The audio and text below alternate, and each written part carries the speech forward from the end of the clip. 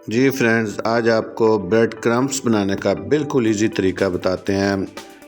Bread ले लें, don की मैंने लिया, आप कोई सी भी ले सकते हैं क्वालिटी के लिहाज से जो आपको पसंद हो। उसको पीसेस में तोड़ लें, कुछ देर सालिम पीसेस को ड्राई भी कर लें और या तोड़ने के बाद उसको ड्राई होने के लिए रख दें। ये जिस तरह से ये आपके सामने हमने रखे हुए हैं, ये ऐसे ऊपर से बेशक पंखा चला दें, आप इनको आधा घंटा ड्राई होने दें। उसके बाद इन्हें ब्लेंडर में डालें और इसे अच्छी तरह आप ग्राइंड कर लें। बिल्कुल जितना मैक्सिमम आप इसको आप ग्राइंड कर सकते हैं। उसके बाद ये आपके पास प्रिपेयर हो चुके हैं ब्रेड क्रम्स। अगर मज़ीद इससे आप कुछ मज़ीद रिफ़ाइन चाहते हैं तो इनको आप मज़ीद जो है ना छलनी में छान लें, फिर जो बच जाएँ उनको दोबारा एक दफ़ा ग्राइंड कर लें।